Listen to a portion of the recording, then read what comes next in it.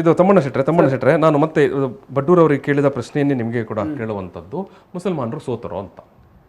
ಅವರು ಸೋತರ ಗೆದ್ದರೆ ಗೊತ್ತಿಲ್ಲ, ನಾವಂತೂ ಸೋತಿದ್ದೇವೆ ಸ್ಪಷ್ಟ. ಏನು ಇವತ್ತಲ್ಲ, ಅನೇಕ ವಿಚಾರಗಳನ್ನು ನಾವು ಸ್ವಲ್ಪ ಈ ದೈವಾರಾಧನೆಯ ವಿಚಾರ ಎಲ್ಲ ನೋಡ್ತಾ ಎಲ್ಲವನ್ನು ಗಮನಿಸ್ತಾ ಇದ್ದೇವೆ. ದೈವಾರಾಧನೆಗೆ ಒಂದು ಖುಷಿ ಅಂದರೆ, ದೈವಾರಾಧನೆಗೆ ಮೈಕ ಬಳಸಬಾರ್ದಲ್ಲಂತೆ ಉಂಟು, ಅಲ್ಲಿ ಒಂದು ಸಮಸ್ಯೆ ಇಲ್ಲ. ಒಂದು ಲಾಭ ಆಗಿದೆ, ಅಲ್ಲಿ ಬಳಸಲಿಕ್ಕಿಲ್ಲ.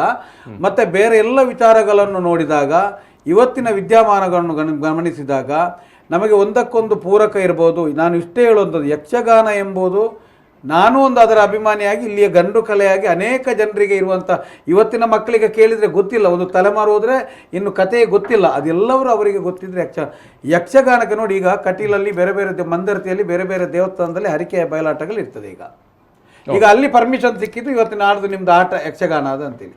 ಇಲ್ಲಿ ನಮಗೆ ಜಿಲ್ಲಾಡಳಿತದಲ್ಲಿ ನಮಗೆ ಪರ್ಮಿಷನ್ ಸಿಗದಿದ್ರೆ ಇವನ ಪರಿಸ್ಥಿತಿ ಅಂತ ಎಲ್ಲ ಸಿಕ್ಕಿತ್ತು, ಮೈಕ್ ಕೊಡಲಿಕ್ಕೆ ಆಗುದಿಲ್ಲ. ಒಂದು ವೇಳೆ ಅದೇ ನೋಡಿ, ಮುಂಚೆಲ್ಲ ಮರ ಕಡಿಯುವಾಗ ಭಾರಿ ಜಾಗ್ರತೆ ಇತ್ತು. ಏನು ಗೊತ್ತುಂಟು, ಆಚೆ ನಮಗೆ ಸರಿ ಇಲ್ಲದಿದ್ದರೆ ಇವನು ಫಾರೆಸ್ಟರಿಗೆ ನ್ಯೂಸ್ ಕೊಟ್ಟು ಅದನ್ನೆಲ್ಲ.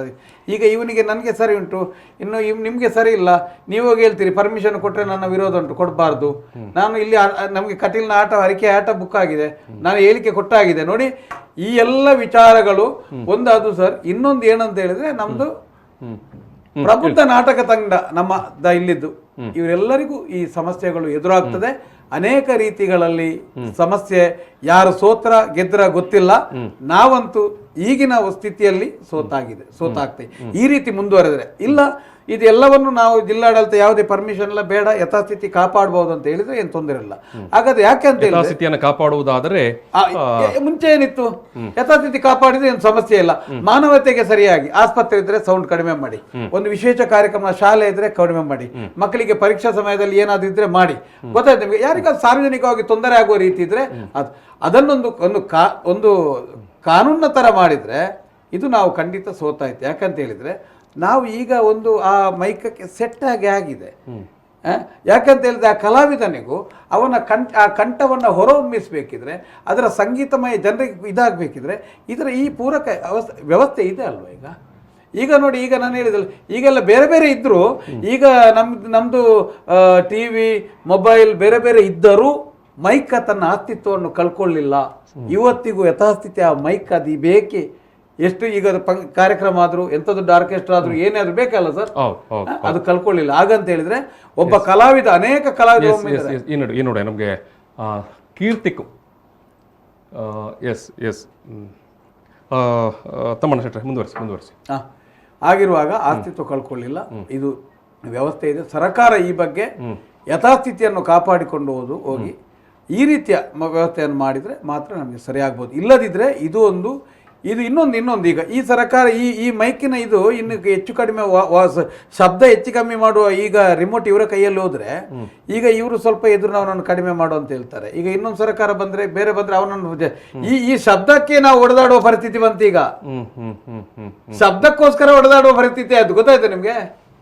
ಈಗ ಒಬ್ಬರು ಒಂದು ಕಾರ್ಯಕ್ರಮ ಮಾಡುವಾಗ ಅವರು ಮೈಕ್ ಬಳಸಿದ್ರು, ಆಗ ಆಚೆ ಅವನು ಹೋಗಿ ಕೇಳೋದು, ಅಲ್ಲ, ಇನ್ನೊಂದು ರಾಜಕೀಯ ಪಕ್ಷದ ಕಾರ್ಯಕ್ರಮ ಇರ್ಬೋದು. ಈಗ ರಾಜಕೀಯ ಪಕ್ಷಗಳಿದೆ ಅಲ್ವಾ, ಪ್ರಾದೇಶಿಕ ಪಕ್ಷಗಳು ಏನಾರ ಇದೆ. ಬಟ್ ಈಗ ನಿಮ್ಗೆ ನೋಡಿ, ಏನಿದ್ರು ತತ್ವ ಸಿದ್ಧಾಂತಗಳು ಬೇರೆ ಬೇರೆ ಇರ್ತದೆ. ಈಗ ನಿಮ್ಮ ಯಕ್ಷಗಾನ ಇದೆ, ನಿಮಗೆ ಜನ ಸೇರ್ತದೆ, ಅದು ನಾನು ಅದನ್ನು ಹೋಗಿ ಬಂದ್ ಮಾಡಿ ನಿಲ್ಲಿಸಿ. ಇದರಲ್ಲಿ ಯಾವ ಕ್ರಿಶ್ಚಿಯನಿಗೂ ಪ್ರಾಬ್ಲಮ್ ಇಲ್ಲ, ಯಾವ ಮುಸ್ಲಿಮಿಗೂ ಪ್ರಾಬ್ಲಮ್ ಇಲ್ಲ, ಯಾವ ಸಿಖ್ಗೂ ಪ್ರಾಬ್ಲಮ್ ಇಲ್ಲ. ಈಗ ಪ್ರಾಬ್ಲಮ್ ಆದದ್ದು ಪಕ್ಕ ಯಾರಿಗೆ? ಹಿಂದೂ ಸಮುದಾಯದವರಿಗೆ ಪಕ್ಕ. ಏನು ಮಾತಾಡ್ಲಿಕ್ಕೆ ಇಲ್ಲ. ಇದೊಂದು ಸಮಸ್ಯೆ ಅಂತ ಕಾಣೋದಿಲ್ವ ಸರ್ ನಿಮಗೆ? ಇದೊಂದು ಸಮಸ್ಯೆ ಅಂತ ಕಾಣೋದಿಲ್ವಾ? ನೀವು ಹೇಳಿ. ನಾನೀಗ ಕೇಳ್ತಾ ಇದ್ದೇನೆ ನಿಮಗೆ, ಇದೊಂದು ಸಮಸ್ಯೆ ಅಂತ ಕಾಣ್ತದೆ ಈಗ. ಸಮಸ್ಯೆ ಈ ವಿಚಾರವನ್ನು ಇಟ್ಟುಕೊಂಡು, ಈ ಪರ್ಮಿಷನ್ ಅನ್ನುವಂಥ ಟ್ಯಾಗ್ಲೈನ್ ಅನ್ನು ಇಟ್ಟುಕೊಂಡು, ಫಾರ್ಮ್ಯಾಟ್ ಅನ್ನು ಇಟ್ಟುಕೊಂಡು ಸಮಸ್ಯೆ ಸಾಕಷ್ಟು ಮತ್ತೆ ಕ್ರಿಯೇಟ್ ಮಾಡಲಿಕ್ಕೆ ಅವಕಾಶ ಆಗುತ್ತೆ. ಇನ್ನೊಂದು ಆ ದ್ವೇಷ ಎಂಬುದನ್ನು ದ್ವೇಷವೇನು ಏನು ಗೊತ್ತು ನಿಮ್ಗೆ? ಯಾಕಂದ್ರೆ ವೆರಿ ಸಿಂಪಲ್. ಈಗ ಆಚೆವನು ಅಲ್ಲಿ ಕಾರ್ಯಕ್ರಮ ಮಾಡುವವನು ಪರ್ಮಿಷನ್ ತೆಕ್ಕೊಂಡಿದ್ದಾನೋ ಇಲ್ವೋ, ಅವನಿಗೂ ಭಯ. ಈಗ ಮೋಜು ಮಸ್ತಿಗೋಸ್ಕರ ಕೆಲವು ಆಗ್ತಾರೆ, ಅದಕ್ಕೆ ಬೇರೆ ಪೂರ್ಣ ಕಾನೂನು ಬೇಕು, ನೀತಿ ನಿರೂಪಣೆಗಳು ಬೇಕು, ಗೈಡ್ಲೈನ್ಸ್ಗಳು ಬೇಕು, ಎಲ್ಲವೂ ಬೇಕು. ಈಗ ಉದಾಹರಣೆಗೆ ಶಾಲೆಯ ಇರುತ್ತೆ, ಶಾಲೆ ಮಕ್ಕಳಿಗೆ ಪರೀಕ್ಷೆ ಇರುತ್ತೆ, ಶಾಲೆಯ ಆಸುಪಾಸಲ್ಲಿ ನೀವು ಎಲ್ಲ ಏನು ಮಿತಿಯಲ್ಲಿ ಬಳಸಬೇಕು. ಮತ್ತು ಸೌಂಡು ಪೊಲ್ಯೂಷನ್ ಮಾಡಬಾರದು. ನೀವು ಹೇಳಿದಾಗ ಆಸ್ಪತ್ರೆ ಇರುತ್ತೆ, ಸೊ ಇಂಥ ಜಾಗದಲ್ಲಿ.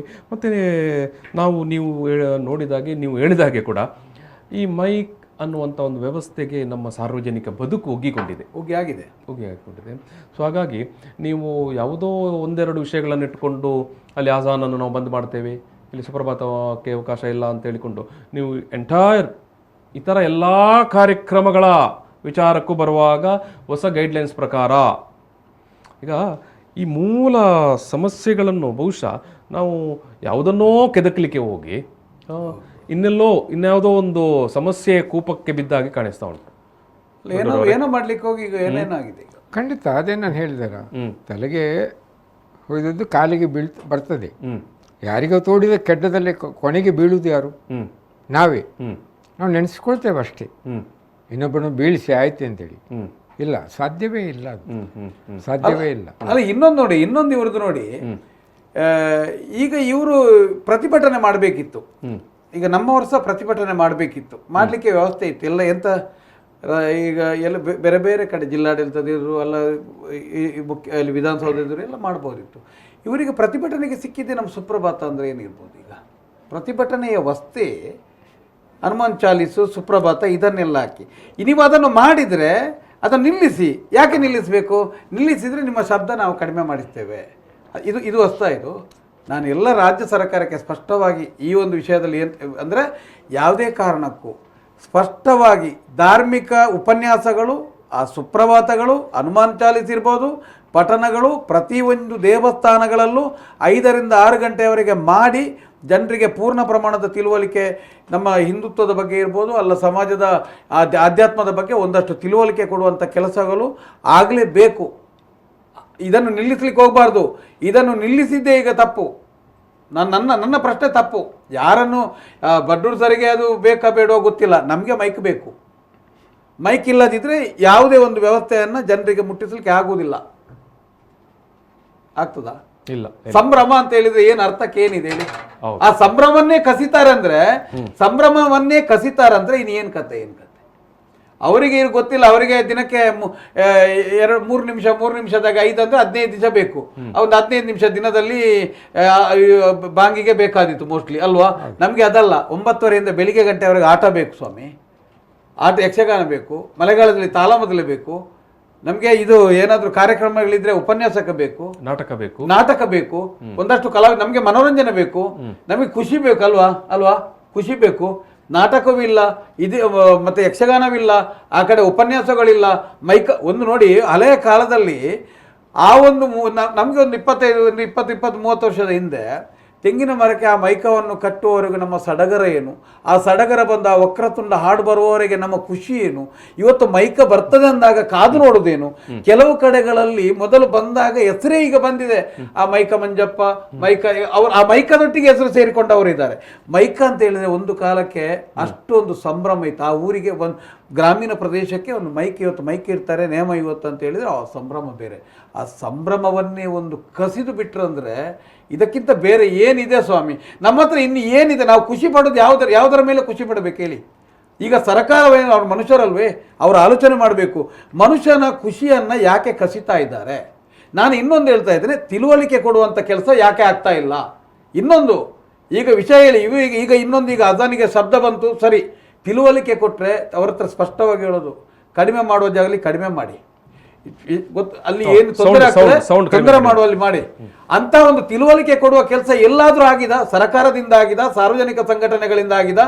ಯಾಕೆ ತಿಳುವಳಿಕೆ ಕೊಡ್ತಾ ಇಲ್ಲ ಅಂತ ಹೇಳಿದ್ರೆ, ತಿಳುವಳಿಕೆ ಕೊಟ್ಟರೆ ಎಲ್ಲಾದ್ರೂ ಒಟ್ಟಾಗಿ ಜನರು ಹುಷಾರಾಗೋದ್ರೆ ಅವರಿಗೆ ಕೆಲಸ ಇಲ್ಲ ಸ್ವಾಮಿ. ಈಗ ನಮ್ಮಂಥವರಿಗೆ ನಮಗೆ ತಿಳುವಳಿಕೆ ಕೊಡಿ, ಮುಸ್ಲಿಮರಿಗೆ ಅಂತ ಮತ್ತೊಬ್ಬರಿಗೆ ಕೊಡಿ, ಯಾರಿಗೆ ಅದು ಕೊಡಿ ಅಂತ ಹೇಳಿದ್ರೆ ನಾವು ಹೇಳ್ಬೋದು. ಈಗ ಏನು ತೊಂದರೆ ಇದೆ? ಎಲ್ಲ ಮಸೀದಿಗಳಿಗೆ ಹೋಗೋದು ನೋಡಿ ಇವರೇ. ಯಾವುದೇ ಕಾರಣಕ್ಕೂ ನಿಮ್ಮ ಇಲ್ಲಿಯ ಪರಿಸರದಲ್ಲಿ 3 ಆಸ್ಪತ್ರೆ ಇದೆ, 2 ಶಾಲೆ ಇದೆ, ಒಂದಷ್ಟು ತೊಂದರೆ ಇದೆ, ಇಲ್ಲಿ ಶಬ್ದ ಮಾಲಿನ್ಯ ಆಗ್ತಾ ಇದೆ, ದಯವಿಟ್ಟು ತೊಂದರೆ ಆಗ್ತದೆ, ನಿಮ್ಮ ಶಬ್ದವನ್ನು ಸ್ವಲ್ಪ ಕಡಿಮೆ ಮಾಡಿಸ್ಬೋದಾ?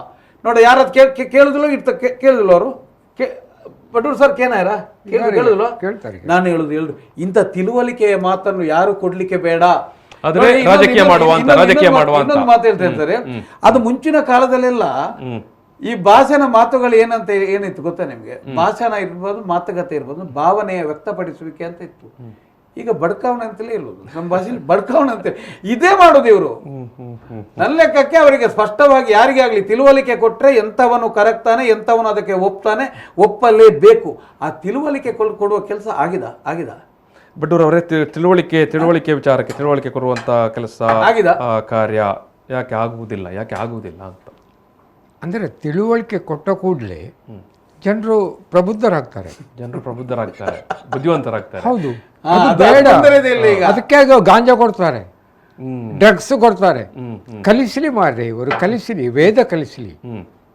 ಮಕ್ಕಳ ಕೈಗೆ ಕಲ್ಲು ಕೊಡುವುದಲ್ಲ, ಭಗವದ್ಗೀತೆಯನ್ನು ಕಲಿಸಲಿ, ಸಂಸ್ಕಾರವನ್ನು ಕಲಿಸಲಿ. ಎಲ್ಲರಿಗೂ, ಎಲ್ಲ ಸಮುದಾಯಕ್ಕೂ ನಾನು ಹೇಳೋದು, ಹಿಂದೂಗಳಿಗೆ ಮಾತ್ರ ಅಲ್ಲ, ಮುಸ್ಲಿಮರಿಗೆ ಕ್ರಿಸ್ತರಿಗೆ, ಎಲ್ಲರೂ ಅವರವರ ಮಕ್ಕಳನ್ನು ಮೊದಲು ಮನೆಯಲ್ಲಿ ಸಂಸ್ಕಾರವೇ ಇಲ್ಲದ ಮಕ್ಕಳಿಂದ ಮನೆ ಮಾತ್ರ ಹಾಳಾಗುವುದಲ್ಲ, ಕೊನೆಗೆ ದೇಶವೂ ಹಾಳಾಗ್ತದೆ. ಈಗ ಅದು ಆಗ್ತಾ ಇದೆ. ಅವರಿಗೆ ಸುಲಭ ಆಯಿತು.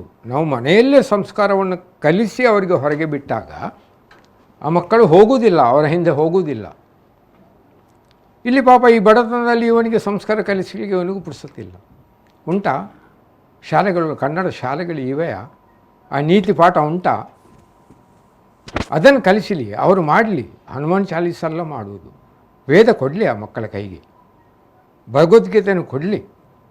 ವೃತ್ತಿ ಧರ್ಮ ಶ್ರೀಕೃಷ್ಣ ಹೇಳ್ತಾನೆ ಯುದ್ಧ ಭೂಮಿಯಲ್ಲಿ, ಏನು? ಸ್ವಧರ್ಮೇ ನಿಧನಂ ಶ್ರೇಯ ಪರಧರ್ಮೋ ಭಯಾವಹ ಅಂತೇಳಿ. ಏನದರ ಅರ್ಥ? ಅಂದು ಬೇರೆ ಧರ್ಮ ಇತ್ತ? ಇಲ್ಲ, ವೃತ್ತಿ ಧರ್ಮದ ಬಗ್ಗೆ ಹೇಳ್ತಾನೆ. ಯುದ್ಧ ಭೂಮಿಯಲ್ಲಿ ಹೇಳುವುದು, ಅರ್ಜುನ ಶಸ್ತ್ರ ತ್ಯಾಗ ಮಾಡಿದಾಗ ನನ್ನ ದಾಯಾದಿಗಳನ್ನು ನನಗೆ ಕೊಲ್ಲಿಕ್ಕೆ ಆಗುವುದಿಲ್ಲ, ಆಗ ಹೇಳುವುದು ಸ್ವಧರ್ಮೇ, ನಿನ್ನ ವೃತ್ತಿ ಧರ್ಮ, ಇಲ್ಲಿ ಯುದ್ಧ ಮಾಡುವುದು, ಇಲ್ಲಿ ನಿನ್ನ ಸತ್ತರೂ ಶ್ರೇಯ. ಪರಧರ್ಮ ಅಂದರೆ ಇಲ್ಲಿ ಶಸ್ತ್ರ ತ್ಯಾಗ ಮಾಡುವುದು ಪರಧರ್ಮ, ಅದು ಭಯಾವಹ. ಅದೇ ರಾಜಕಾರಣ ಉಂಟಲ್ಲ, ಒಳ್ಳೆಯ ರಾಜಕಾರಣ ಮಾಡಲಿ, ಅಲ್ಲಿ ದಾನವೀಯತೆ ಮಾಡುವುದು ಅದು ಭಯಾವಹ. ಪೊಲೀಸ್ನವರು ಕಾನೂನನ್ನು ಪಾಲಿಸಲಿ, ಕಾನೂನು ಮಾಡಲಿ, ಅದು ಶಿಕ್ಷಕ ಒಳ್ಳೆಯದನ್ನು ಕಲಿಸಲಿ, ಅದು ಅಲ್ಲಿ ನಿಧನಂ ಶ್ರೇಯ. ಅದೇ ಕೃಷಿಕ ಕೂಡ ಒಳ್ಳೆಯ ಕೃಷಿಯನ್ನು ಬೆಳೆಯುವುದು, ಗಾಂಜಾ ಬೆಳೆದರೆ ಭಯಾವಹ. ವೃತ್ತಿ ಧರ್ಮದ ಬಗ್ಗೆ ಎಷ್ಟು ಚೆನ್ನಾಗಿ ಹೇಳಿದೆ. ಪತ್ರಕರ್ತರು ಕೂಡ ಹಾಗೆ. ಎಸ್, ನಾವು ಕೂಡ ಅಷ್ಟೇ ಟಿ ವಿ ವಾಹಿನಿಗಳು ನಾವು ಕರ್ನಾಟಕದಲ್ಲಿ ನೋಡ್ತೇವೆ. ಯಾರ್ಯಾರೋ ಬಂದು ಇಡೀ ಧರ್ಮದ ಪ್ರತಿನಿಧಿಗಳ ಸ್ವರೂಪದಲ್ಲಿ ಮಾತನಾಡ್ತಾರೆ. ಸೊ ಇಡೀ ಧರ್ಮವನ್ನೇ ಗುತ್ತಿಗೆ ತಗೊಂಡಾಗೆ ಮಾತಾಡ್ತಾರೆ. ಎರಡೂ ಸಮುದಾಯದಲ್ಲೂ ನಾವು ನೋಡಿದ್ದೇವೆ. ಜನಸಾಮಾನ್ಯರ ಬದುಕು ಬಗ್ಗೆ ಮಾತಾಡೋದಿಲ್ಲ, ಅವರ ಕಷ್ಟ ಸುಖಗಳ ಬಗ್ಗೆ ಮಾತಾಡೋದಿಲ್ಲ, ಅವರ ಹೊಟ್ಟೆಪಾಡಿನ ಬಗ್ಗೆ, ಅವರ ಉದ್ಯೋಗದ ಬಗ್ಗೆ, ಅವರ ಕಷ್ಟ ನಷ್ಟದ ಬಗ್ಗೆ, ಬೆಲೆ ಏರಿಕೆ ಬಗ್ಗೆ ಯಾರೂ ಮಾತಾಡೋದಿಲ್ಲ.